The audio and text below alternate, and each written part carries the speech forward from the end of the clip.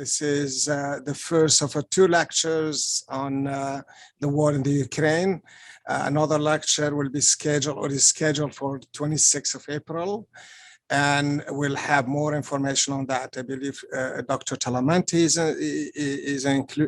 is here with us, and also Dr. Liam Umara, who will be participating in that lecture on the 26th. So this one is very, very interesting. We thought to start from what is being perceived or looked at as one of the most devastating conflict in decades. It's been reported extensively, but the narrative seems to focus a lot on the Russian president, Vladimir Putin. And we thought we'll start that discussion by looking at the Russian leader. We are very fortunate to have someone who studied Putin, who met Putin, and more than anything else, produced stellar work in this field. Dr. David Lingenberg is a full professor of entrepreneurship in the Merrick School of Business at the University of Baltimore. He is an adjunct lecturer also at Johns Hopkins University. He earned degrees from MIT, London School of Economics, and the University of Exeter, from which he received his doctorate degree. David has 19 publications, including 2 books and 7 book chapters, and is a co-author of the first university-level textbook. But I must add, in the English language, this is the first textbook on entrepreneurship in Africa. So I'm excited, but the book, it was published a year ago or 2 years ago. His research has been published in journals across disciplines, including the Journal of Management Inquiry, International Journal of Entrepreneurship and Innovation, Asia Pacific Business Review, and Venture Capital. His work has also been published in media outlets such as the Huffington Post and The Hill. Dr. Lingenberg has received numerous awards for his work, including 2 Fulbright US Scholar Grants to Myanmar, Burma, for 2018-19, and to Colombia in 2021. And he twice won the Yale Gordon Chair for Distinguished Teaching and a Carnegie Fellowship nomination. David's scholarship has brought attention to the understudied and consequential actors at the wealth power nexus known as oligarch, plutocrats, and cronies, a phenomenon he has studied for more than 25 years. Prior to becoming an academic, Dr. Lingenberg worked for 25 years in the financial service and international development.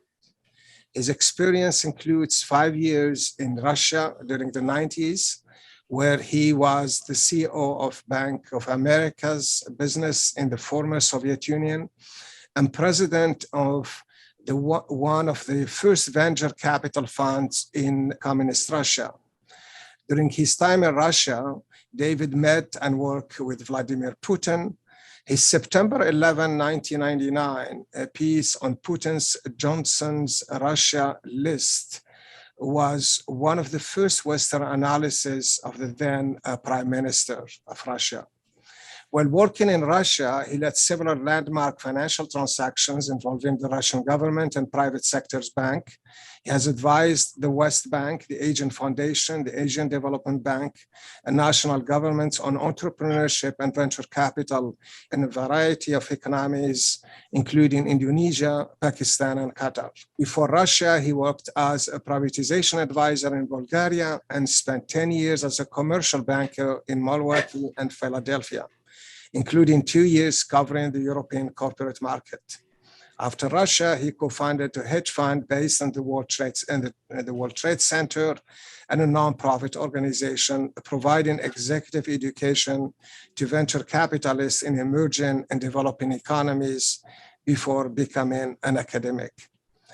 He and his wife, Jenny, have one grown child, Katie, and live in Los Angeles. Welcome, David. It's a pleasure having you. It's yours from here, and I can't thank you enough. Okay, Hamoud, thank you so much. And the audio is working okay? Yes, it is. Everybody can hear me well. Okay, good. Well, good morning, everybody. Hamoud, thank you so much for that kind introduction. It's really nice to be back at Dominguez Hills for a second talk. And although he's not here yet, I also want to thank Tom Norman, who has also been a great friend over the years that I've been associated with the university. So I really appreciate, Hamoud, your and Tom's sort of sponsorship of this. So I'm gonna just jump into it. I hope to talk for about 45 minutes or so, and then we can have a nice long Q&A session thereafter. The material that I want to talk about today, and I'll share slides in a second, is difficult. Some of you may find it controversial. There is one picture I will show that I will warn you about it in advance, is graphic in nature, but we are talking about a topic that, after all, is a very difficult and violent topic. So with that, I'm gonna start here and share some slides. So, you know, in thinking about how to frame today's discussion, I'm very mindful of the fact that we, based here in the States at least, are getting a fairly distorted picture of the conflict between Russia and Ukraine. And so one of the things I've tried to do as an academic, as somebody who's been part of Russia watching for a very large part of my adult life, is to try to make sure that, to the extent possible, a sort of an independent, objective, non-biased, and of course, as an academic, you know, evidence-based approach is taken to thinking about the conflict. And so, entitling my talk today, "The World is Seen from Putin's Desk," I'm really trying to send a message to all of us that it's important to understand in a conflict all of the perspectives, especially if you hold, as I do, the objective of seeing the end of the conflict and the restoration of some sort of peaceful post-conflict environment. So to talk about this, I thought I'd provide a little bit of background, because I don't really know what everyone knows about what's going on in the region. Next, I want to sort of center my discussion on how does Putin see the world? What's the view from his office? I'm inspired by that thought by Steve Kotkin's just massively magisterial biography of Stalin, which he framed in much the same way. You know, how does Stalin see the world? I sort of hope that we can better understand how Putin sees the world. And then I think, you know, we can end up and then head into Q&A and discussion around the questions of what is next and how does this end? Because that, I think, is very much on the minds of the people that I have been speaking to in the past weeks. So I think any of us, certainly as academics, have an obligation to, in essence, out themselves and to be clear as to what our biases are. I like to think of my biases as predispositions, and so here's mine, and so you will have a sense of where I'm coming from as we talk through this topic.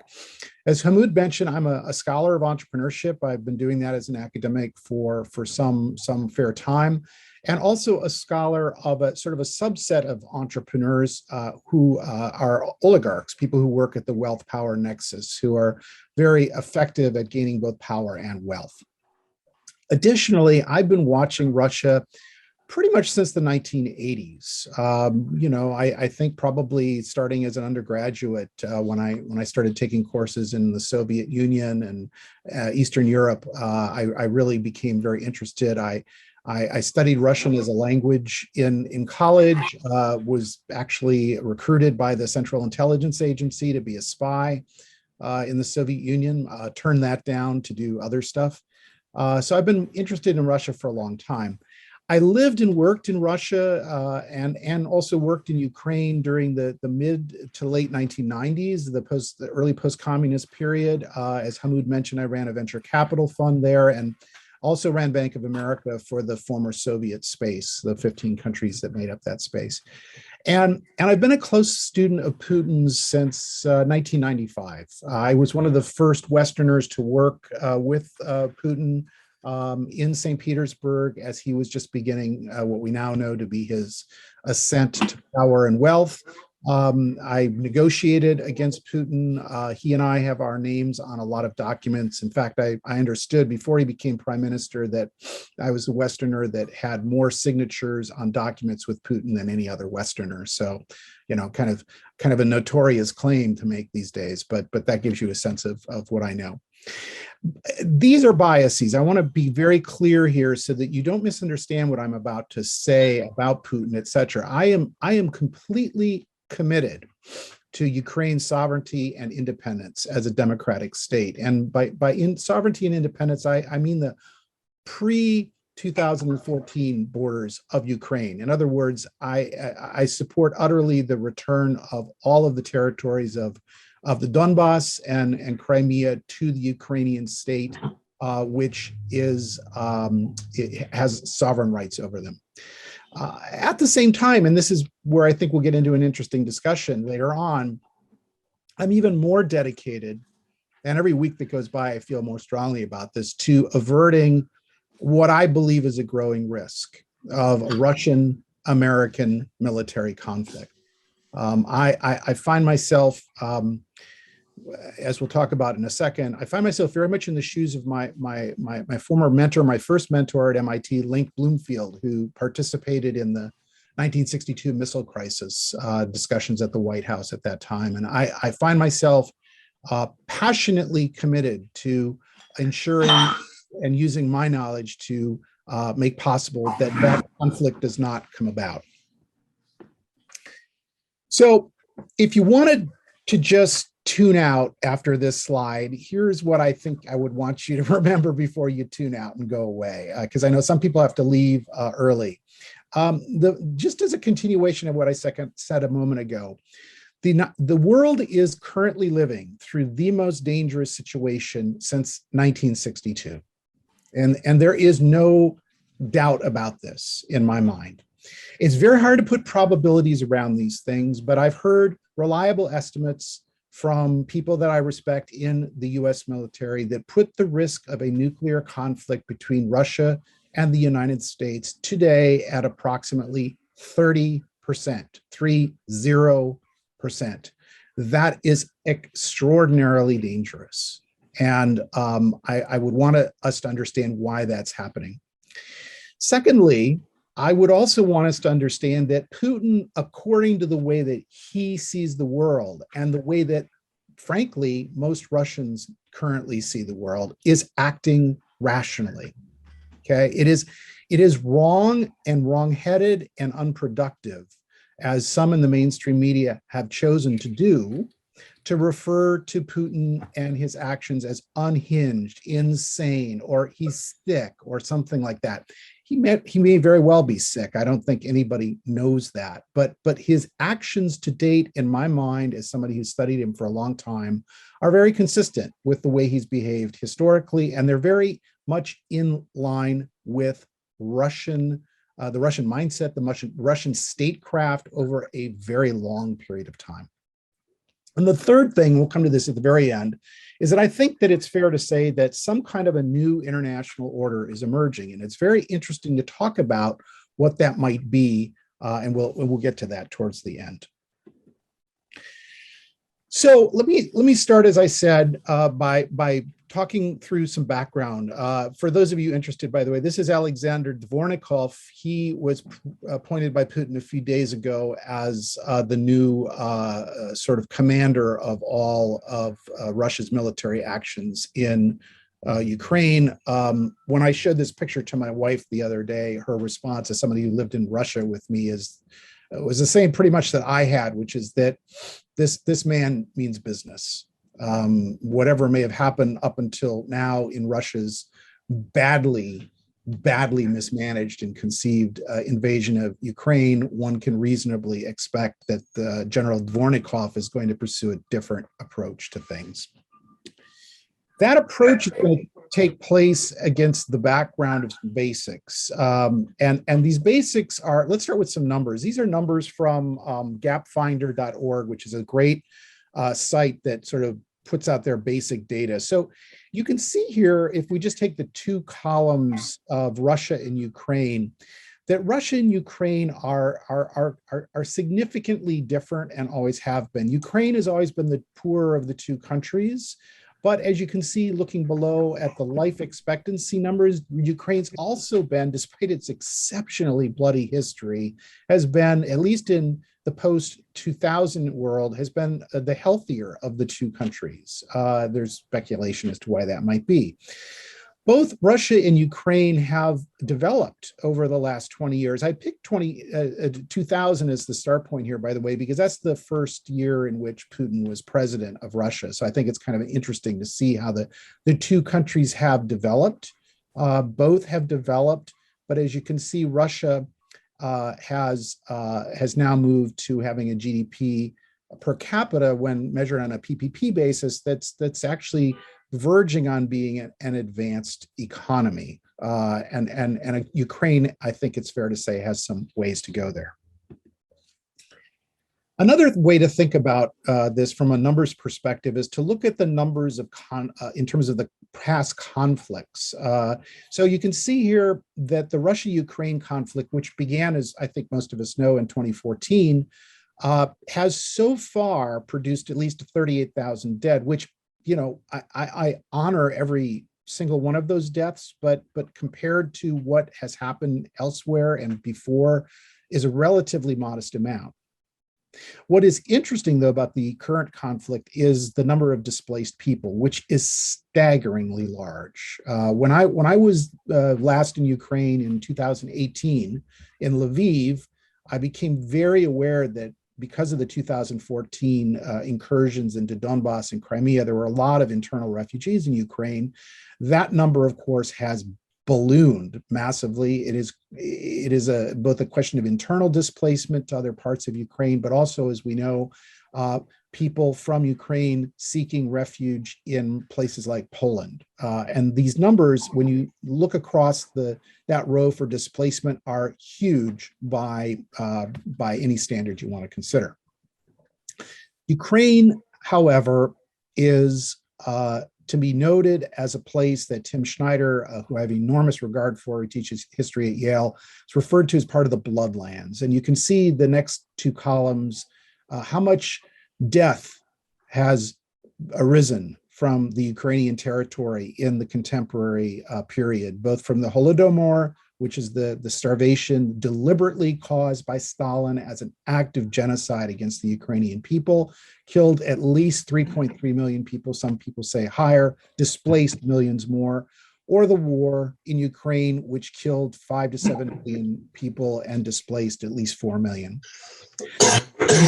See, by comparison with some of the contemporary conflicts in places like Syria, Yemen, and the Democratic Republic of Congo, that Ukraine is truly one of the bloodiest places on this planet.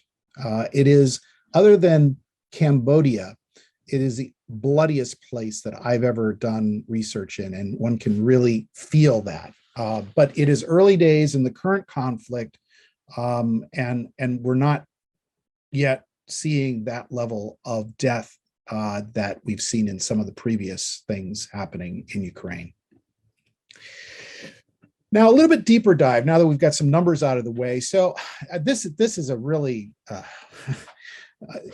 ambitious undertaking on my part to summarize, what we need to know about Russia and Ukraine and their relationship with one another in the context of a single slide. But let me give it a shot. So it's important, I think, first of all, to understand that Russia is neither European nor Asian. There's a huge discussion about this in Russian historiography and literature and history. And in fact, Russia has never really been able to settle on which sort of cultural context it really sees itself being part of. It does, however, maybe as partly a function of not being seen as either European or Asian, it does see itself as exceptional. Russians repeatedly and often, when I lived there, when I've done research there, et cetera, have always referred to themselves as exceptional and special. And one of the features of that sort of self-conceptualization as a people has been a distinct preference for authoritarianism. Okay, I mean, I worked in Russia during its very brief, chaotic democratic period, which closed pretty much the day that Vladimir Putin was elected as president in 2000. Putin represents the norm in Russian history, not the exception. This history also has to be noted as being one that's imperial and colonial historically, and I think this is a very important point to make, as there's some confusion about this.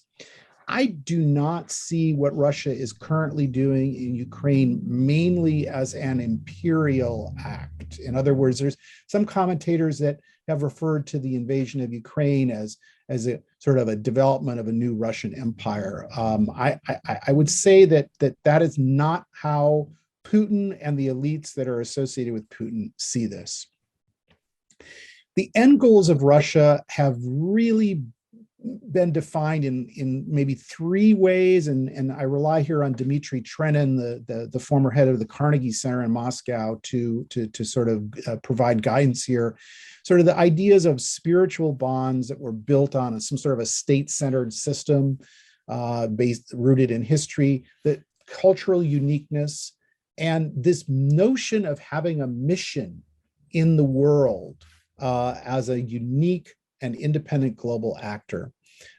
It's important, and we can talk about this during the Q&A when we get to sanctions.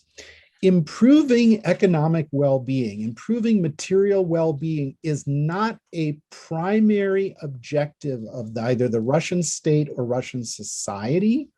It's a nice to have, it's not a must have. Although, of course, extreme economic conditions like famines, et cetera, are to be avoided. Russia has been active militarily, and not just in Ukraine, of course, in the post-Soviet period. Places like Chechnya, Georgia, and Syria have seen the presence of Russian troops. Now, by contrast, Ukraine is an entirely different place. At least it is to me, and I think, Volodymyr Zelensky, Ukraine's president, has been so excellent at kind of putting out there that Ukraine is a unique place. It's the borderland. In fact, Ukraine means borderland in Ukrainian. It is the borderland between Europe and the steppes of Central Asia. It is, as Serhiy Plokhy has referred to it in his recent general history of the country, the gateway to Europe, and therefore of great strategic importance.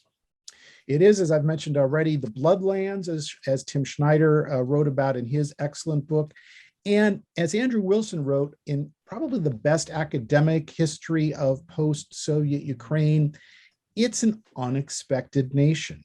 It is a place that the Ukrainians were to some extent surprised became independent in 1991 at the end of the Soviet period. And so while there's always been certainly in the 19th and into the 20th centuries, a developing sense of Ukrainian nationhood, they didn't really fully expect in 1991 that they were going to become a separate, sovereign, and independent state. And some of what has happened post-91 is a consequence of that. Their goals are very straightforward: sovereignty, independence, and some kind of a democratic political system. And equally as important, the flourishing of the Ukrainian nationhood, the concept of Ukraine and the culture of Ukraine, which is, again, quite different. The Ukrainian language is quite different from Russian, for example. Post-Soviet military-wise, military activity-wise, Ukraine is not an aggressive country. It has been the recipient of aggression from their neighbors to the north and east, to Russia. And they have been dealing over an 8-year period of time now with a low-intensity conflict that has had enormous consequences on their politics and economics. The relationship between these two places is a really fraught one. I mean, I say here, mother Ukraine or mother Russia. This is like one of the big questions that that is going on underneath the conflict today. Ukraine is historically precedent to Russia as a source of Russian culture. If you visit Kyiv and some of the other cities of Ukraine, you will see how rich as a source of civilization Ukraine has been, and how important Ukraine is as the essentially the mother of Russia. Of course, Russia sees things somewhat differently now, and of course, Mr. Putin refers to Ukraine in precisely the opposite way. The other thing to really say about the relationship is that as Richard Dennery from UC Riverside wrote in this excellent book about the relationship between these two countries, they were able to sort of undertake a civilized divorce in 1991. But now what's happened and this conflict and where it's going next will be only further evidence of that. It's moved into a very uncivil war, which will become, I think, even more horrific than what we see today. So I wrote about this in The Hill a few weeks ago. I think that it's important for us to have various ways to think about this conflict. There's, I think, three major stories that are rattling around now, particularly in the Western media. One story has been that, it's sort of an offensive story. Russia is on the offense. It's gathering in its former lands. That's a story that sounds a little bit like imperialism, which I'm not sure I buy quite. There's a second story, which is a defensive story, again, looking at it from a Russian perspective, that Russia's doing this as a response in part to NATO expansion, which you, I'm sure, have all read about this or heard it in the press, that since 1997, when NATO began to expand to the east, there's been a growing Russian concern about that. And then, particularly here in America, there has been a third story, which I call the morality play, which is how, in fact, Americans seem more and more to enjoy thinking about foreign issues. It's a struggle between good and evil. The Ukrainians are good, the Russians are bad, sort of story, a simple story, isn't it? As somebody who lived and worked in that region, it's a little bit too simple for me.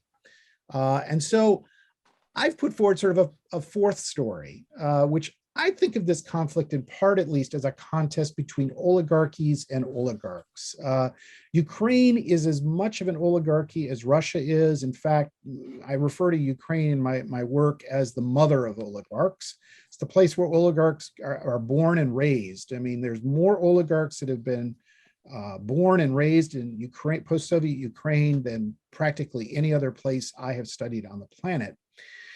And Russia has become the sort of the father of oligarchs. It's the place where oligarchs go to grow up and get rich and powerful. So a lot of the Ukrainians move to Russia, they become rich and powerful. And many of the people we think of as Russian oligarchs, like, for example, Mikhail Friedman, Viktor Vekselberg, Len Blavatnik, are not Russians. They're actually Ukrainians who have just repotted themselves in a different economic context.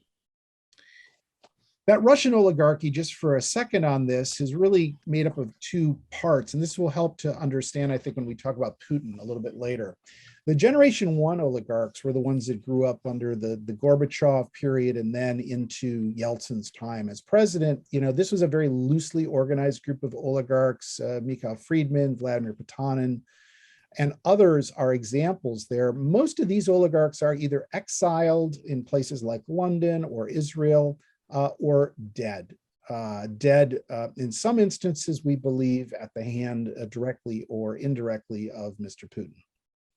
Generation Two oligarchs in Russia, which have been the ones that have grown up under Putin, are very different. They're very well organized, and it's very much an oligarchy centered on Putin. People like Yuri Kovalchuk and the Rothenberg brothers, who are if you take those folks together, are sort of the sort of the plumbers that sort of have channeled Putin's wealth into places that people cannot get at it easily are examples of this. So the oligarchs in the second generation in Russia very much exist to serve Putin and orbit around him. The Ukrainian oligarchy is quite a bit different. There's I think two ways to think about them. There's the local oligarchs, which have produced so far one president, Petro Poroshenko, the chocolate magnate of Ukraine, three prime ministers, and many, many informal oligarchs, including Ihor Kolomoisky, who funded Mr. Zelensky's presidential campaign. So it's important to understand that Volodymyr Zelensky, who is a courageous leader, is himself a beneficiary of the Ukrainian oligarchy. So that's like sort of one group of oligarchs in Ukraine, and the other ones are the exports I've referred to earlier. They mainly have gone off to Russia. The locals that have stayed behind have been the oligarchs in Ukraine that have gained more power. The exports have tended to gain more money because they've moved into bigger economies to do that.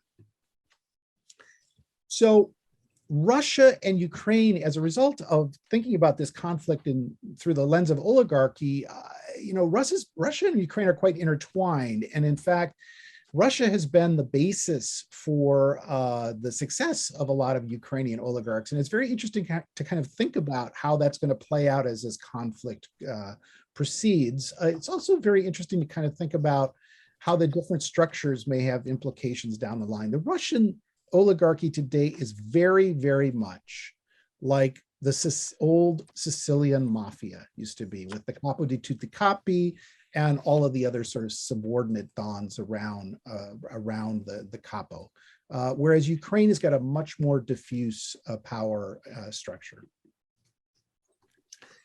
So that's a little background. Let's talk now about Mr. Putin and how he sees the world. I have been, as Hamoud mentioned, I've been studying Putin for a long time, partly, or at least initially, out of necessity. I had to understand this man in order to negotiate against him, to ensure my organization didn't do badly by him, et cetera. And I began writing about him in the late 90s, as Hamoud mentioned, one of the earliest Westerners to do so. But as you can see here on this slide, thankfully, there's been a whole lot more scholarship since I started working on Putin. And these are some of the main alternative conceptualizations of Putin. And if you cast your eyes down this chart, you'll see some familiar sort of memes here. Probably the most popular one is the whole KGB man conceptualization of Putin, which people like Masha Gessen, Fiona Hill, and Catherine Belton have put across in their work. Others like Karen Dawisha, who unfortunately has passed away a few years back, have thought of Putin as being a kleptocrat. Steve Myers and Mikhail Zygar, I have great regard for Zygar's work, refer to Putin as a czar, the new czar. Masha Gessen, again, thinks of Putin as a totalitarian. There's been some great work done by Professor Sperling in the gender studies area that conceptualizes Putin as a macho man, which I think is very, very apropos. Angela Stanton and Mark Galeotti have referred to him as sort of a judo type figure. And others like Dmitry Trenin refer to him as a loyalist, a stabilizer, strong man. I've referred to him more recently as an adventurer and an oligarch. But I think of all of us, I think Richard Sakwa, who studied Putin very long as I have, has probably got it about right. Putin is a contradictory and paradoxical figure. And therefore, what I would say is you sort of consume things about Mr. Putin and his way of thinking, including what I'm saying here today, you should be aware that Putin or Putinism, or however you want to conceptualize this, is an unstable concept that is not really fully understood. And I think that's partly why this is such a dangerous moment. We've got a man who we don't really understand terribly well, who has got nuclear capacity and is engaged in military conflict with a very significant neighbor. Now, I've tried to figure out how Putin had got to where he got, why he is the most consequential oligarch of our time, and I've developed some strategies that to me explain what Putin has done and how he's gotten there. I think more important than those strategies, though, is to simply note that by reframing Putin as an oligarch, as somebody who is an extraordinarily wealthy man, who's also extraordinarily powerful, it will help you to better understand the situation we find ourselves in today. Putin, as a powerful, wealthy man, has multiple mechanisms of control over the situation he's finding himself in, and that gives him a real advantage. Because he can pull multiple levers here that many world leaders do not have. And so he has, if you will, certain degrees of freedom that Joe Biden does not have, that Xi Jinping does not have, that the leaders of Europe do not have for the most part. And I think that's probably would be the most important thing I would want us to understand about Putin at this moment. Some people have wondered, how is a man like Vladimir Putin possible? How did we get here? How did the Russians get there? And as I mentioned earlier, he is a part of a long line of strong Russian leaders. He is routinely ranked by the Levada Center in their surveys, independent surveys of Russians, as one of the most important historical figures, not just in Russian history, but in world history. His rank has fallen off a little bit recently. I think he was ranked in their 2021 survey as being number 5. Number 1, by the way, is Joseph Stalin in the minds of the Russians. And perhaps even more relevant for the current conflict, Mr. Putin is very popular at present. It is not correct to see the situation as one in which the Russians are on the verge of engaging in some sort of a popular revolution against Mr. Putin. The numbers that I have seen, and we all as social scientists make our appropriate discounts for a society like Russia, which is, let's face it, verging on totalitarianism, are ones that suggest that Putin has the popular support of anywhere from 75 to 80% of the Russian people at present. And why is that? It is because for the average Russian person under Putin's reign, their lives have gotten significantly better. That is very, very important to understand. It is very easy in the West to sort of oversample on the elite part of Russia, which tends to be more liberal and therefore tends to be more anti-Putin.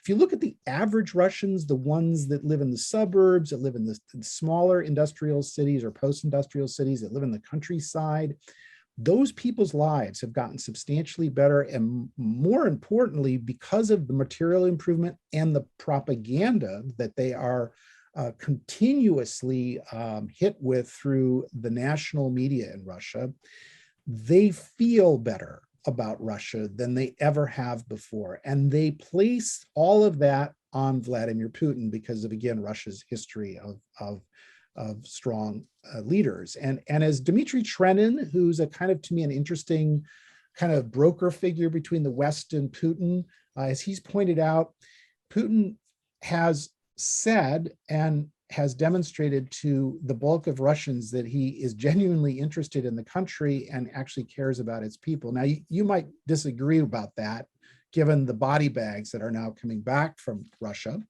But Russians, in my judgment at least, are prepared to see many, many multiples of body bags returning from the front in Ukraine before their view about Putin is likely to change.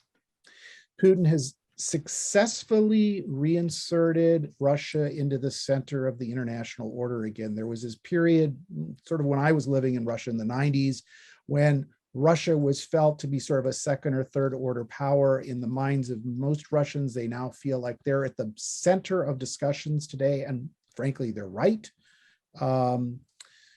His views about the West, Putin's views about the West, which have become, after a brief period early in his period of power, have become very much anti-Western, echo those of average Russians. I have myself seen this up close and personal, that you can scratch below the surface with the average Russian, and there's a pretty atavistic anti-Western view that comes out pretty quickly. And of course, the propaganda, as I mentioned earlier, only reinforces a lot of the echo chamber there, and just allows Putin to put out the message that he wants to put out. So in summary, Putin is a normal political actor in Russian terms. And I would say to you that it's important to take that from the perspective of Russians, because that's important in calculating what he and the Russians may do next.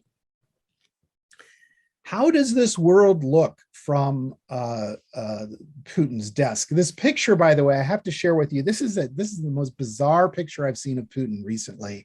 It's a picture of Putin with a group of trainee Aeroflot flight attendants, which was shot just a couple of weeks ago. It's a real picture. Some people thought it was photoshopped. It's the real deal.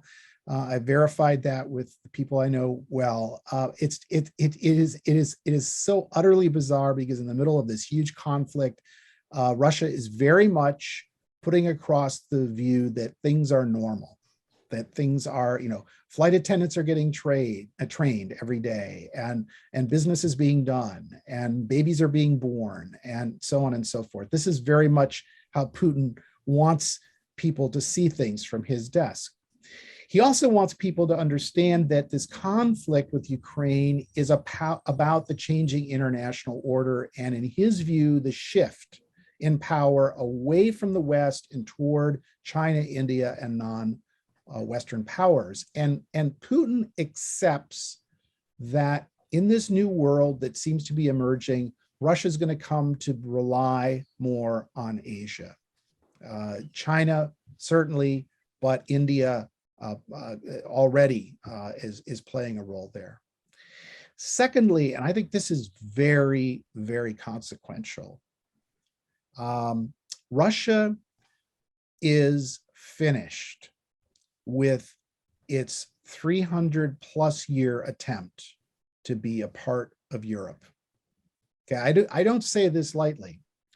And I'll tell you why. When I worked with Putin, I spent a lot of time in his office in St. Petersburg, and there was a picture that was hanging over his desk, which I think a lot about these days.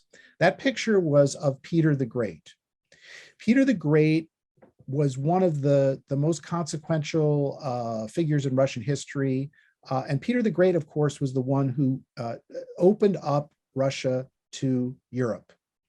And so this was Putin's role model in many ways. And so the fact that Putin has made a decision that it is no longer interested in trying to persuade Europe that it wants to be a part of it has huge, I think, implications that we are barely beginning to understand. In fact, the third thing to say is that Russia, I think, very much believes now, and Putin very much believes, that it's part of its own civilization.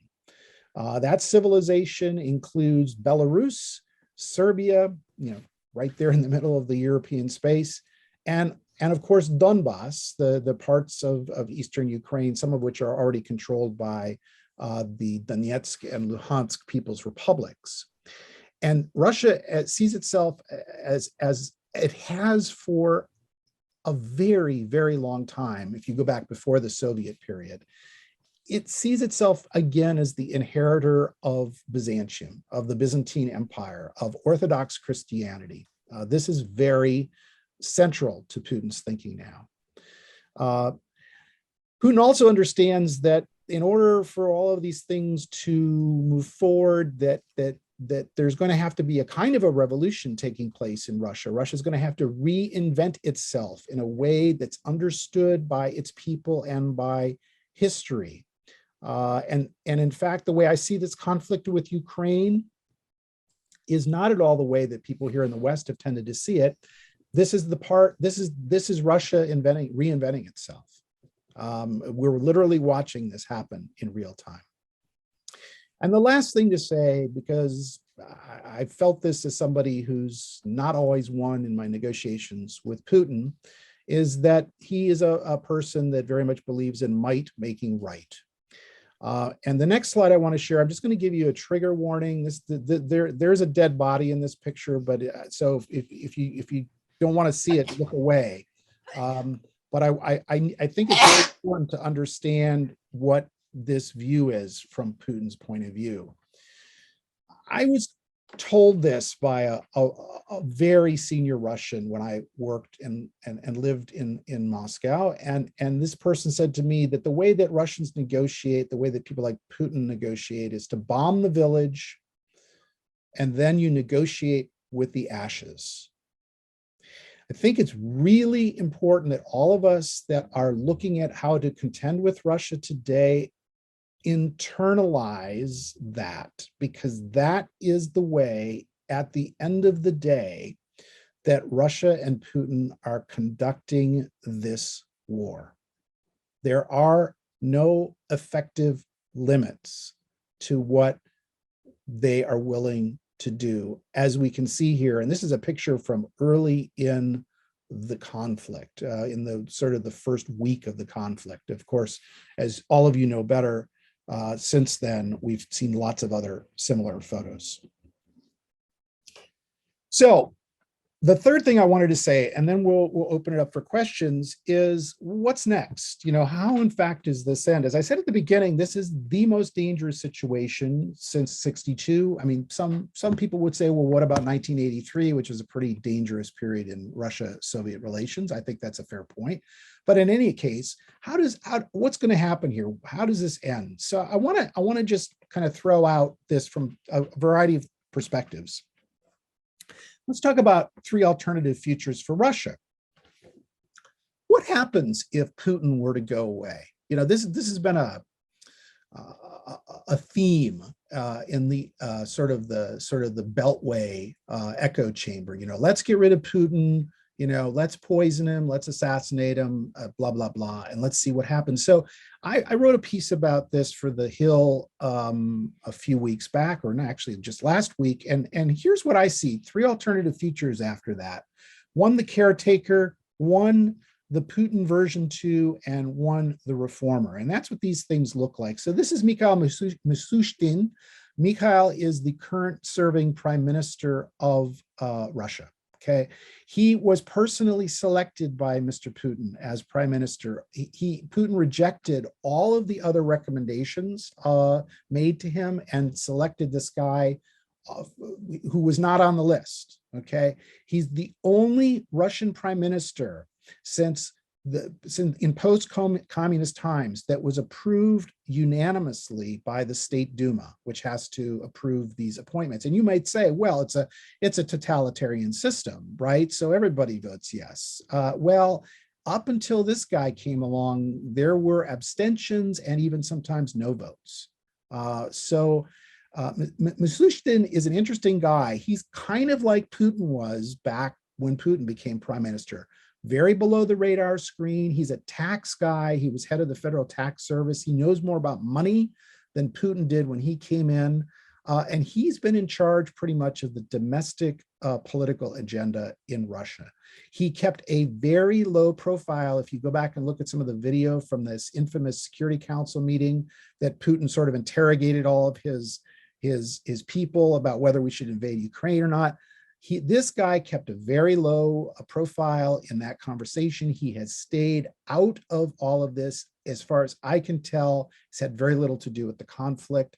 My guess is that might be deliberate certainly by him, maybe even by Putin, because he will not be tarred with the war image that some of the other candidates might have. So this is candidate one. I think he's the most likely person to replace Vladimir Putin, at least in the short run, if Putin gets replaced. Version 2 of Putin is the second option, and this fellow is Yuri Kovalchuk. Yuri Kovalchuk is a straight up oligarch. He is a very rich guy, as you can see from this little picture here that I sort of thought was sort of captured him pretty well. He is the founder of Bank Rossiya, which is the primary conduit for the movement of money related to Putin and his group. He is worth tens of billions of dollars. There's varying estimates depending on what day you ask about this. He is also, and I wrote about in The Hill about him in this way, which I'm sure he did not like. I've referred to him as Putin's Goebbels, Joseph Goebbels being Hitler's propagandist. Kowalczyk is the Goebbels of Russia. He owns all of the major national media outlets now. They've been transferred by Putin and his people into Kowalczyk's control, which means that Kowalczyk controls the message. This is essential to the Putin regime.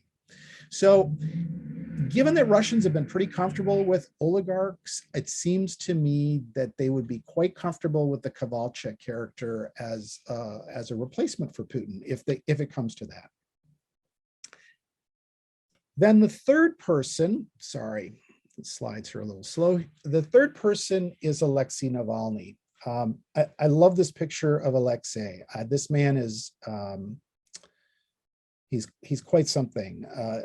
Navalny is the leading critic of Putin, and he has paid an enormous, heavy personal price. This picture was shot in a hospital in Berlin. This is his family with him. Navalny had been poisoned. Some of you may have heard this story by Putin's FSB, the security service. He almost died. He was medevac to Germany, and the Germans were able to save his life. He then went back to Russia and was imprisoned, and in fact, just in the last few weeks, has had his prison sentence extended. Navalny is the guy, and Navalny's kind of like the Gorbachev character. He's the guy that all of us in the West love because he's got this very Western liberal story. He's anti-corruption, pro-democracy. By the way, some Westerners forget he's also very much a Russian nationalist, but people put that aside.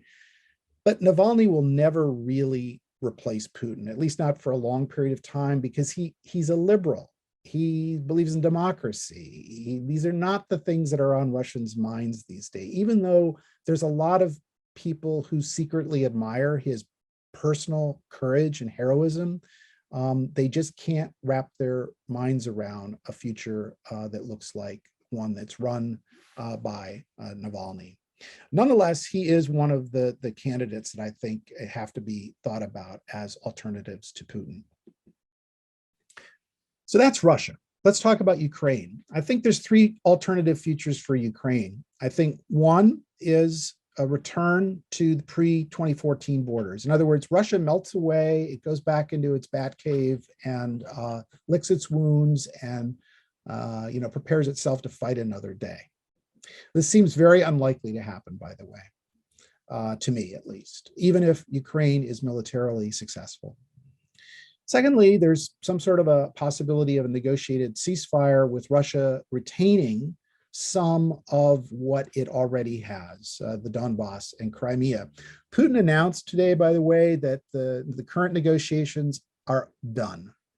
So the odds of this happening also seem to be pretty low. And therefore, I think the most likely alternative future for Ukraine right now is the continued military conflict and fragmentation, unfortunately, of Ukraine. This picture, by the way, some of you have probably seen this, is Zelensky visiting Bucha, the northern suburb of Kyiv, in which evidence of war crimes, which is far too polite of a term for what happened there, were found, and you can see Mr. Zelensky's reaction, which I think reflects that of most of us. By the way, this is Putin's view of what Ukraine should look like, I think. It's a Ukraine that gets broken up into Novorossiya, the red part on the right, Crimea, and an expanded Donbass. The blue there in the middle is the Dnieper River, on which Kyiv is based. Then Kyiv is some sort of a jointly held place, kind of like Berlin after World War II. And then there's sort of this rump Ukraine in the west, which might have its capital in Lviv. This is what Putin would like to see happen. And why is that? it is because he believes this kind of Ukraine would not be any kind of a threat to Russia.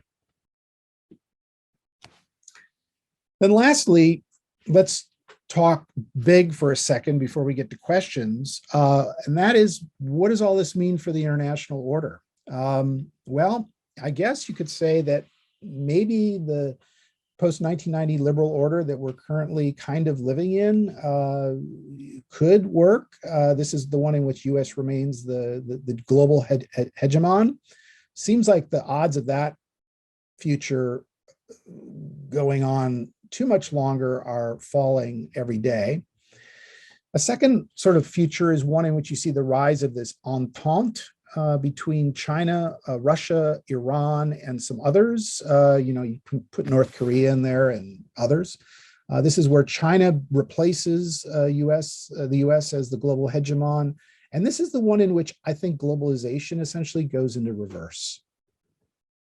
A third option is sort of true multipolarity, where the US becomes sort of a primus inter pares, and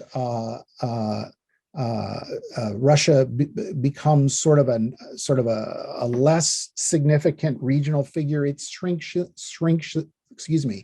Russia shrinks in on itself, US shrinks in on itself, and everybody kind of goes their own way.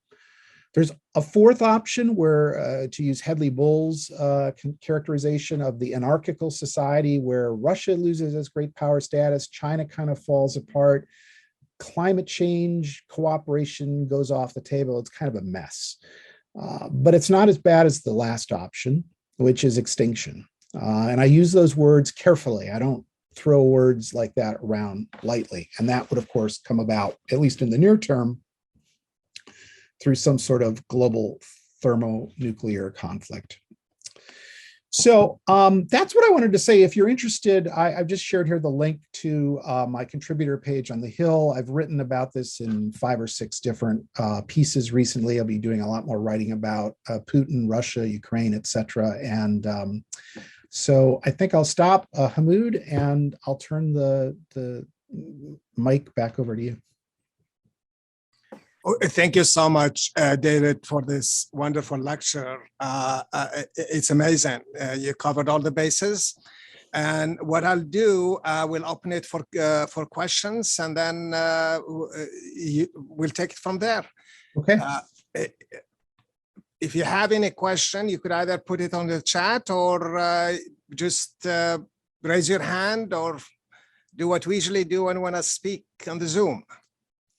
Okay, so Hamoud, do you want to moderate this? I'll let you moderate. Okay. Okay. Yeah. Okay.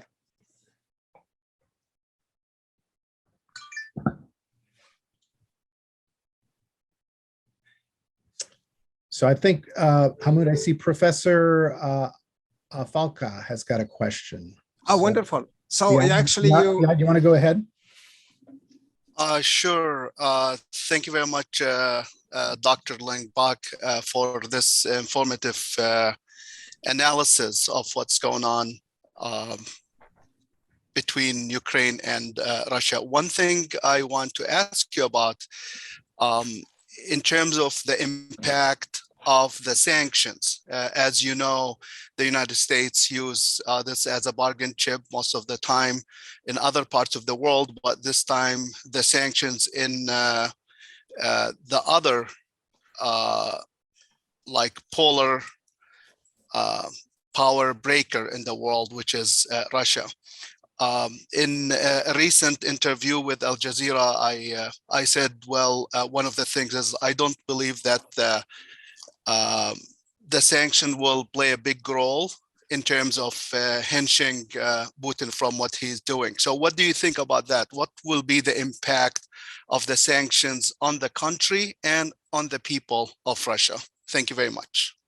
Thanks, Iyad. Thank you very much. I agree with you. I do not, at the level of Russia as a society, as an economy, as a polity, I do not believe that the sanctions will have much of an impact on Russian behavior. Now, will they have an impact on the material lives of Russians? Of course they will. It already is having an impact. There are shortages of critical goods.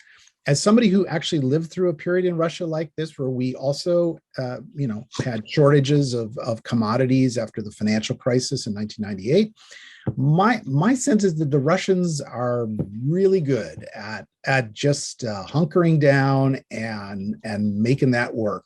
There's as long as there's a feeling that it's for the good of the whole and that this is what Russia needs to do, which I very much see this sort of cohesiveness strengthening in Russia as a result of this. I think that the sanctions as a result will have very limited impact on the consequent behavior of the Russian state. Now, will they have impacts on individuals? Of course. I mean, I have to say, and I am rather proud of this, when I was CEO of Bank of America, we did some pretty nifty things about sanctioning individual oligarchs who stole money from us. I mean, in fact, some of the things that the US government has recently done were basically copying our playbook. I mean, we invented this stuff a long time ago. That works great on individuals, but the logic of somehow those individuals getting unhappy and going and pressuring Putin doesn't make any sense to me. So I think you were right on about that. Your assessment. I think we have another question, David. John Countach, please go ahead.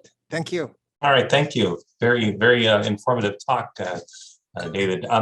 I just have a few questions about, like a lot of people, I guess, about the state of what's going on over there. And one of the things that I've been interpreting, and I'm not an expert, this is not my field, but just interpreting privately, is that I feel like in viewing it as it unfolds, one of the pieces of information that came out rather early was regarding the ability to get those Polish jets, those older MiG jets, and which would give Ukraine kind of the ability perhaps to really defend itself.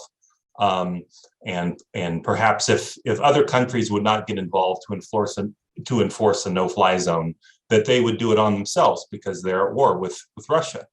And I've been puzzled by the logic of the level of restraint that has been used by the military, by the U.S. military, to the selection of ways in which that it's acceptable to support Ukraine, and that it's acceptable to send them many of these anti-aircraft, anti-tank things. But if the Ukrainians want to fly airplanes, no, we're not going to let you get airplanes. And I feel like that is they're all implements of war. And I suppose that it's arguable how far a nation would want to go. But I feel like by not allowing Ukraine to have aircraft, perhaps to defend themselves like the Russians have, we're effectively sort of making a decision about their fate. We're outraged, but we aren't really going to allow them to properly defend themselves. And therefore, we've sort of decided that they're going to be sacrificial lambs in this or something. And we're morally behind them, but we're not really ready to allow them to fully compete with Russia. And I just want to hear your interpretation of that in the context of things. Thanks, John. That's a fantastic question, and I think it is one that's on a lot of other people's minds too. And it is such a difficult question to answer properly. And I'll try. Okay, I'll give it my best shot. But I think this is what we're struggling with. And I'll just preface my answer by saying I'm not a military guy. Okay, I don't make any pretense at understanding military tactics, what the right selection of weapons are, and given in such situations. So my knowledge is second order knowledge, and you should take it with that big grain of salt. What I understand from my colleagues who are military people, including some who are very senior people in the US military, is that there is a growing concern that the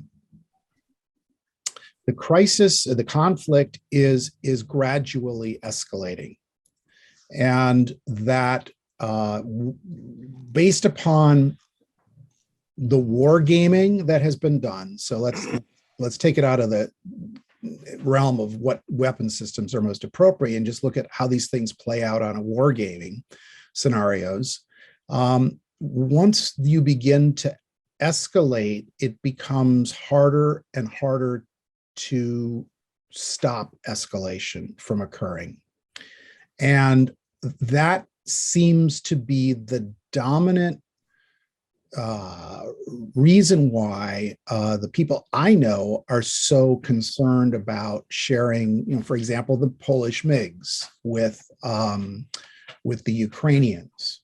The Poles seem to be willing to do it, which is interesting given that they're adjacent to the conflict zone. But that seems to be the primary concern, is that when you look at this from a gaming perspective, once you start to go down this path, you don't get off the path. And so, I mean, I'll be a little bit more explicit. The people I've talked to about this are 2, 3, and 4-star generals. Okay, people who have been in conflict situations and combat situations over a long period. And honestly, they are worried. I think is probably the most unemotional way to put it. And they're seeking to ensure that we don't get to a point of no return. Now, why is that? Okay, I thought Julia Ioffe, who's a woman who wrote for The Atlantic and who's been featured on some of the PBS Frontline things about Putin recently, I think she had it exactly right. Putin's not going to back down. He's not going to back down. He will not back down. He will go to his death in a bunker if need be to get what he wants to get. And what I think that the national security establishment in the US is struggling with is this is kind of like their nightmare scenario that they had wanted to avoid. How do you deal with a person like this? So you create a no-fly zone, or you allow the Ukrainians to have more weapons, and then you give them some more weapons, and then Putin strikes at a military convoy in Poland with a tactical nuclear weapon, for example. How do you respond to these things? These are the things that people who have responsibility for soldiers and airplanes and ships have told me. These are the things that they have been preparing for their entire lives to avoid having to do.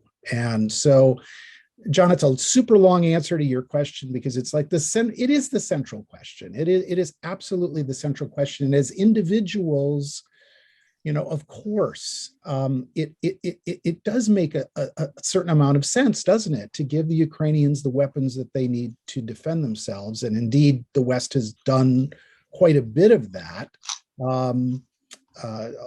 But we haven't given them everything that they want, and in fact, everything that, objectively they need. But I think that at the end of the day, the reason for that is that we're weighing one really bad thing against another even worse thing. And you can fault that logic, but I think that's what I understand the situation to be at the present moment. Thank you. Thank you, David. That was an excellent question and an excellent answer. We have few questions in the chat, and I think Richard's question could fit very well now. Richard asks, what is more important to Russia, eliminating NATO expansion or acquiring a good portion of the Ukraine? Yeah, Richard, that is a great question. Almost as hard as John's question. I mean, there's no easy questions about this conflict. I don't think that acquiring or reacquiring, if you want to use your words, a part of Ukraine is as important to Russia as the beating back of NATO expansion. I think that, why do I say that? I think because Putin is he wants to come out of all this as the greatest statesman in Russian history. I think that's the game that he's playing, and in that, what he sees kind of playing out is, as Fiona Hill described this very well, sort of what he thinks of as a World War III scenario that began in Putin's mind probably in 2007 when he went to that infamous Munich Security Conference and basically laid his sword on the table and said, "This is not acceptable to me." What is not acceptable to him in 2007 was further NATO expansion. So I think at the end of the day, he's playing for that long game. I said this, and this is very flippant, what I'm about to say. So please don't hate me for saying it this way, but I guess because I live in LA, I kind of thought about it this way. Ukraine is kind of like the tortilla chip onto which Putin is putting salsa. Okay, the salsa is what is important to him, and the salsa is, how do I use Ukraine to create this new international order to become a legitimate, albeit junior partner to China in what is rapidly developing now. And I think that's, if one has to make an either or, I would say that it's NATO expansion that's more important for him to stop than reacquiring Ukrainian territory. I think that leads us to, and I don't see any question from the audience there, but another question in the chat room, which is really good. What is the role of the United States in the creation of the New World Order? This is Yolda Dazer. I'm assuming that's the right name. And Yolda, if you want to add more to that question, please go ahead. I think she. Oh yeah. Okay. Go ahead then. Go ahead then, David. Yeah. Okay. So this is a fantastic question. Perhaps I've been spending too much time living inside of the head of Putin and the Russians and the Ukrainians these last couple months, but the role of the United States in what seems to be emerging as a possible new international order is a rather more diminished one than it currently holds. So I don't think, as I understand how our country, the United States, works, I don't think that the US is particularly interested in creating a new world order. It's more interested in preserving the one in which it is acting as a global hegemon. And indeed, people like President Obama recognize this in the pivot to Asia, that, look, I mean, there's no doubt a shift in power taking place. And I think that the sort of the Obama administration was trying to sort of figure out how to play a role in peacefully creating this new world order. Unfortunately, I think Russia and Putin have accelerated the process of that change. Of course, the pandemic has also accelerated this change, in my view. And so I don't, at the moment, see the US playing a role, except, and I have to think about Joe Biden and what he has said in this regard. Increasingly, I think the US is defining itself as the sort of the the head of the band of brothers that will defend democracy, right? That's the US, Europe, Australia, New Zealand, Japan, Taiwan, South Korea, and a few other countries. Maybe that's how the US is trying to reformat its place in this new world order. But the important thing to say here is that, in my view, the US is being reactive. It's not shaping this new order so much as it is reacting to these larger changes, economic changes in particular, such as the rise of China. So I don't know if that answers it, but that's my best shot at it. Okay, we have a few more coming. Dr. Press, Larry, hi. Let me read your question, and then if you want to add more, please do so. Larry asked, do you think Russia would try to take other nations if they succeed in Ukraine, Moldova, Baltics?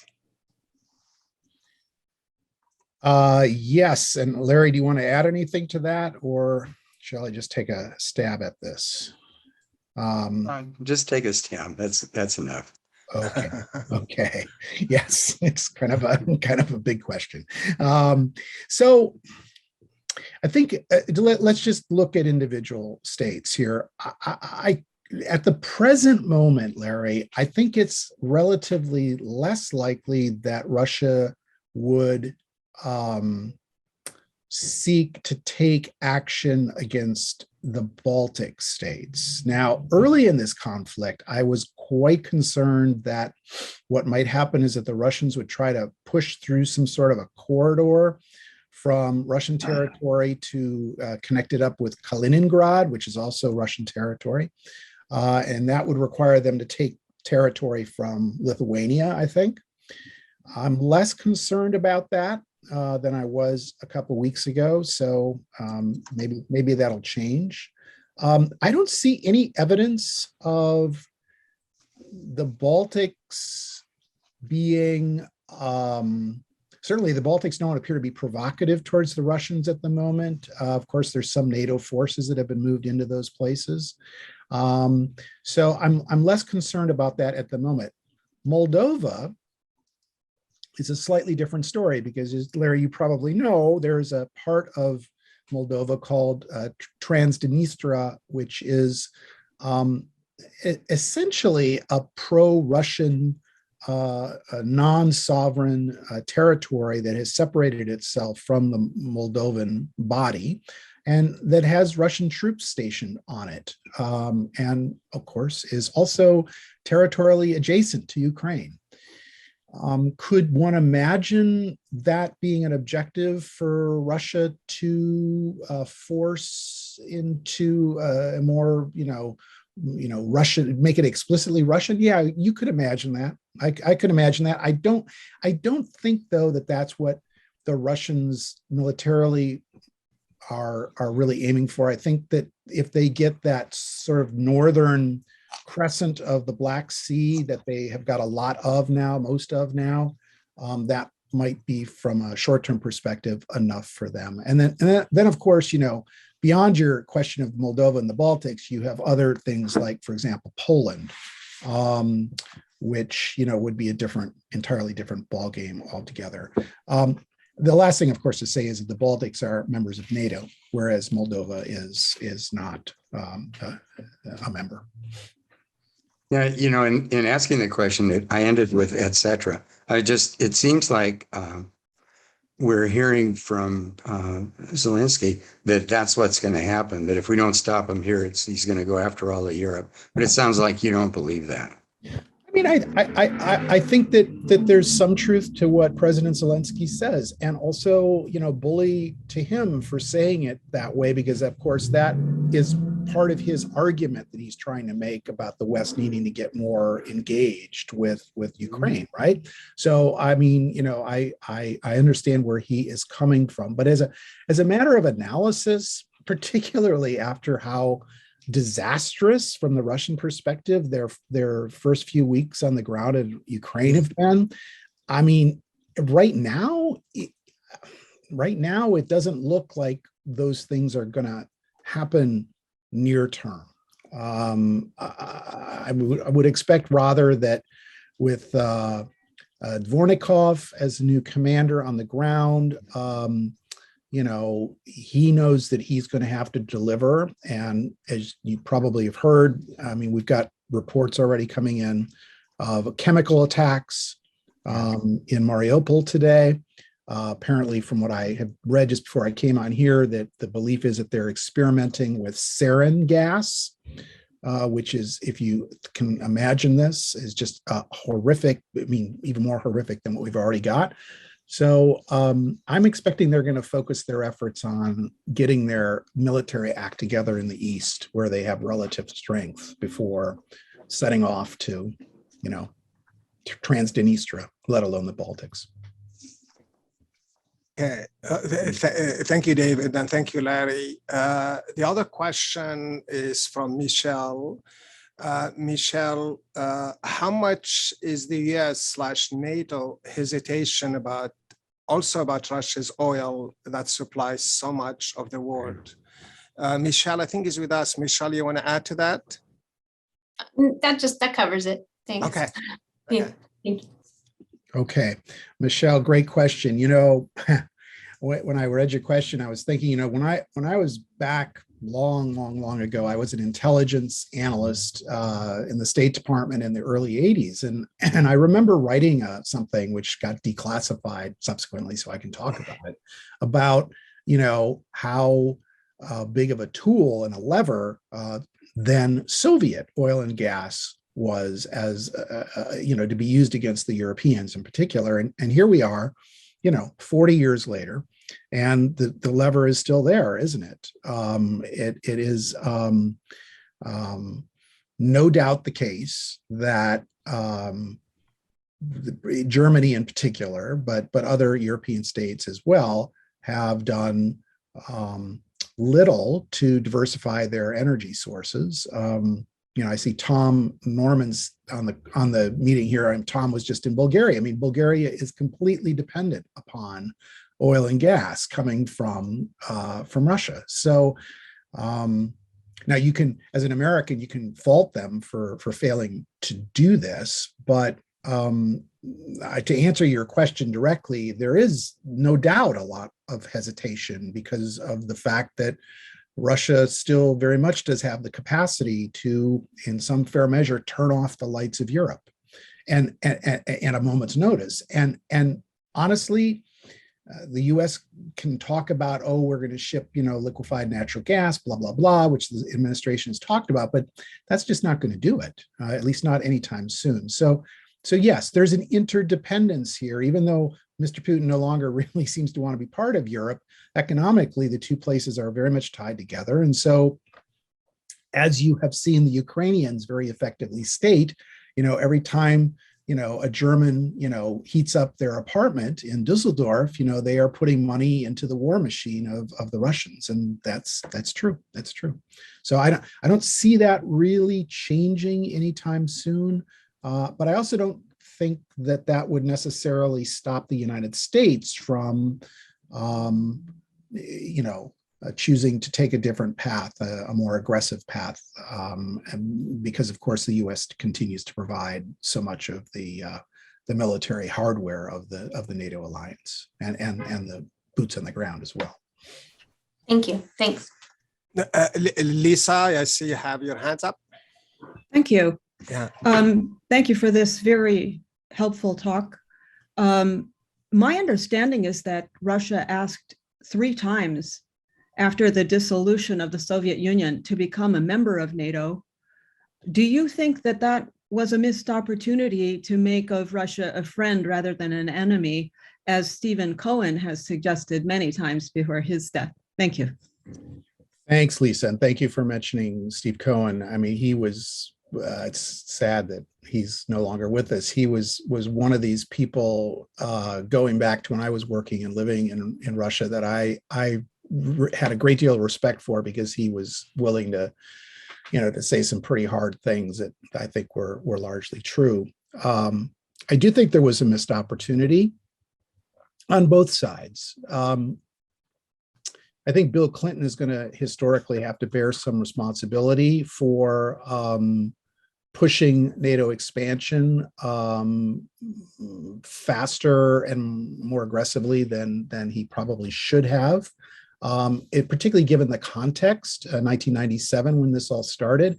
I remember very well, and you can find this letter on the internet very easily. There was a letter written in 97 by some of the top national security people in the United States that said, NATO expansion is a horrible idea. Please don't do this.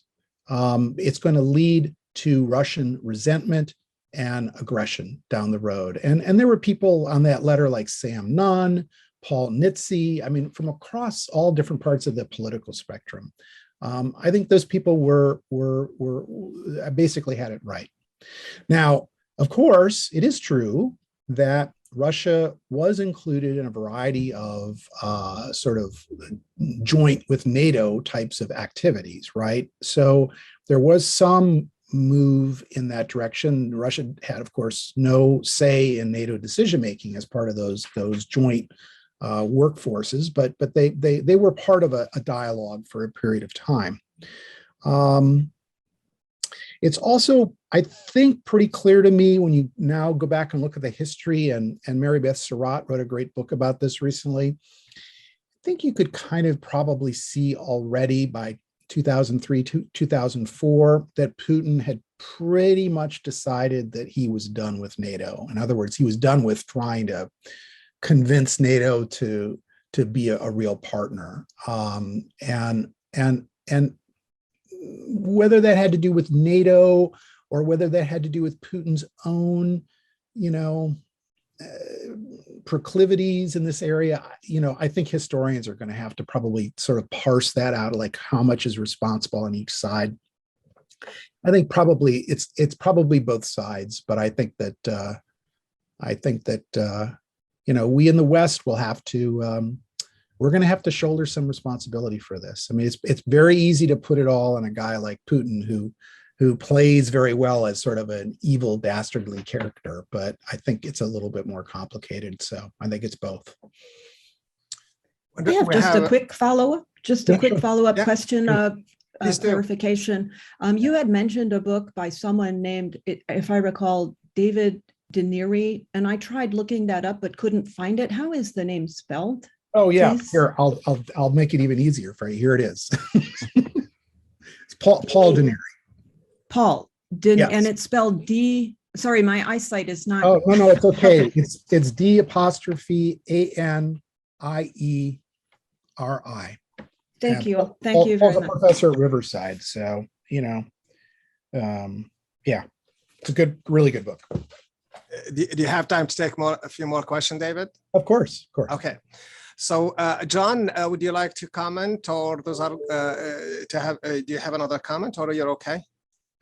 Well, I actually just typed it in the chat. It was just a question about also about NATO, whether Ukraine tried to become a NATO member. Okay, and I think the same thing for Afalqa. Wonderful. Chao Tran, what did Putin plan with the 45 POTUS of the New World Order?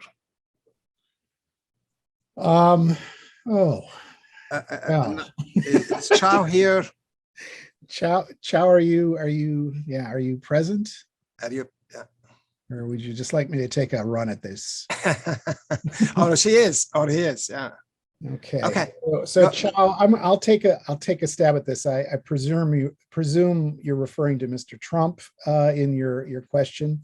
I don't think we know, do we? I study Mr. Putin and Mr. Trump. They're part of my database of oligarchs, and I don't believe I can answer a question as to whether Putin planned to do something with Trump, either, as some people have charged, with Trump as an explicit agent. There's some who have made that argument, or just because Trump was friendly or sympathetic to Putin, that he would allow Putin to do certain things. I think we're still trying to figure all that out. I mean, I just have to say as an aside on this, it is such a fraught topic that I'm writing a book about this, and I've actually taken Donald Trump out of this book entirely because I'm finding that as a scholar, the documentary evidence that I would need to have to support whatever point of view I might develop in the book is just lacking there. And it seems like, there's probably time is going to tell in terms of what we learn about what was actually happening there. There's certainly a logic, right? There's a logic you can see that some people have made that Putin saw Trump as a friendlier president to him than, say, Hillary Clinton. That was the argument. I mean, if you see the recent PBS Frontline a thing about Putin's war in Ukraine, they explicitly talk about that, as has been advanced by other people. I think you can probably say that to that extent the stars were somewhat aligned. But when you get beyond that to whether there was a plan or whether this might have been just more of an improvisation, because I think Putin is quite an improvisational character. I think Putin and his people were shocked, like many of us were, that Trump won the election. And I think they may have just decided, oh, let's see what we can do with this situation. And they kind of reacted to that. And I think they were shocked at, as I think perhaps we all were, with what Trump was willing to do in support of Putin's point of view. So anyway, that's about as far as I'm willing to go on this. It's entirely speculative until we have access to sort of primary sources, which we don't currently have. Well, I think we got Eric, the last question. Go ahead, Eric. You had mentioned Valerie Sperling's work on the sort of macho perspective of Putin. And so I'm interested in your perspective on negotiating with Putin and the role that sort of masculinity plays in sort of his presentation in media. Eric, it's a great question. And I am not a scholar of gender studies. So I'll just stick to what you said, which is, my own experience. So I know we're not all together physically, but if we were together physically, this would be a powerful statement. So when I knew Putin was basically looked like me. I mean, he's about the same height. I'm 5'9". He weighed about the same amount as I did. He had 1 or 2 extra pounds around his middle, as I unfortunately do have. But he worked out. He was very interested in what's called Sambo, which is a Soviet martial arts training at that time. But I never, in my experience, he never really played the macho thing with me, but I saw it in his office. His office, by the way, this is kind of interesting historical side note. So the people in his outer office were people like Dmitry Medvedev, who became prime minister and then president, and Alexei Miller, who was the head of Gazprom, Igor Sechin, who's now the head of Rosneft, and these other characters. And with them, he did play more of a macho kind of role, but with foreigners, he's very chameleon-like. He's able to adjust himself to the situation. What I've noticed as a person who studied him now over the decades is that has clearly changed. And when he became president, he really rolled out the whole macho thing, and we all have seen the pictures, so I won't recite them. And also you could see it in the body language that he employed in his meetings with foreign leaders. The infamous one, of course, is with Angela Merkel, who was tremendously afraid of dogs. Putin brought his dogs into the meeting and apparently scared the living bejesus out of her. But he did it deliberately as a way to sort of demonstrate power. So he clearly has the macho thing has clearly picked up since he became president. And why that is, I don't know, because I'm not a psychologist, and I'm not a student of gender stuff. So I'm really kind of ignorant about that, and I probably need to be better informed about it. Some might say that the current conflict in Ukraine is his biggest macho exercise yet. So anyway, that's what I can say. Okay, we have, David, another question from the chat. Vivian Price, do you think this war and inflation is going to lead to a rise of the right wing in the US and Europe? I don't know if the war is contributing to the rise of the right wing or inflation in the US and Europe yet. Of course, inflation is very helpful to any party out of power seeking to make a comeback. So here in the US, you could expect that, with inflation running at 8.5%, year on year right now, you can expect that could play some important role in all of this. I have to correct President Biden about one thing he said. He gave a talk, I think it was down in Texas a week or two ago, and referred to this as Putin's inflation, Putin's oil price increase, blah, blah, blah, blah, blah. It's not. I mean, this is not why this is happening. I mean, there's a lot of factors that play into the current high inflation rates in historical terms in the US, and the war and what Putin has done in respect of that is not really, in my judgment, a major part of this. So could that change down the road? Of course, but as yet, I think the right wing forces, as have been documented by Anne Applebaum, Tim Schneider, and many, many other scholars, have been experiencing a secular increase in significance long before the war began. And seems based on the French elections, at least, that is certainly true in Europe as well as the US. Chao, do you have a question? Is that I see? Yes, thank you very much. Thank you. Yes, it means that my computer in my room is not working. I have to use the iPad.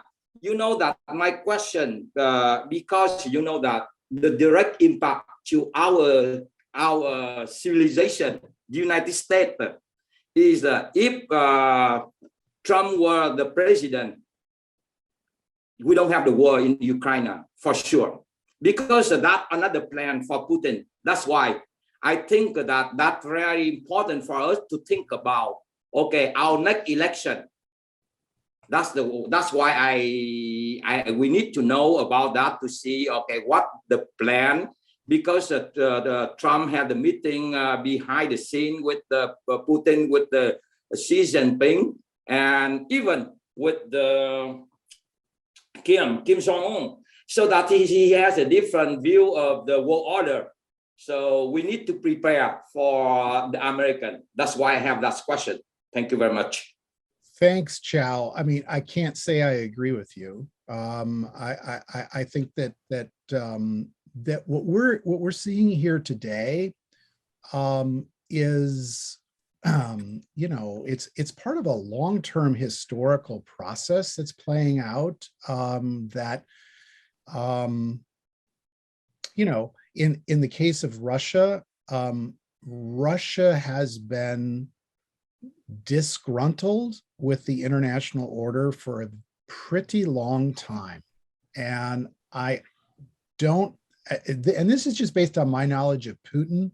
I think Putin has dealt with enough US presidents to recognize that, frankly, presidents come and presidents go. And I think that Putin, and I'm not trying to make a compliment of Putin here, so don't misassess what I'm about to say, but Putin is a long-term thinker.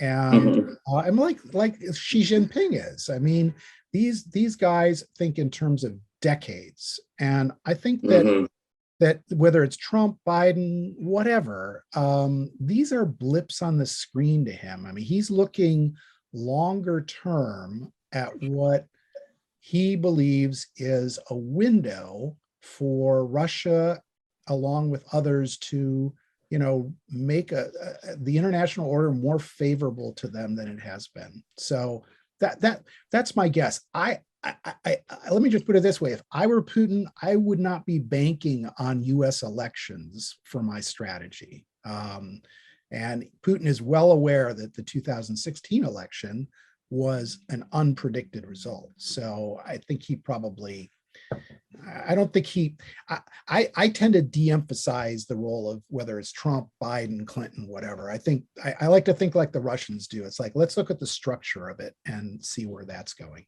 So anyway, that's my thought. You know that can I share my experience? You know that I was born in Vietnam, and during that time, and after the fall of Saigon, and you know that in our university, only Russian is a foreign language. We have no right to learn English at that time. You see that, and I totally agree with you. The impact of embargo or sanction, there's very limited there for sure, because with those kind of regime, that's very difficult. However, you see that when we see that around our country now, I do not underestimate. Okay, one day you see that we don't know if our role as educator not succeed to give information for the student, for the population. Okay, one day we could have one president that could give many ways, many change for the other, can change our society. Thank you very much. That's my experience. Thank you for sharing. Ciao, ciao. Go ahead, David. No, go ahead. I was going to say to thank you.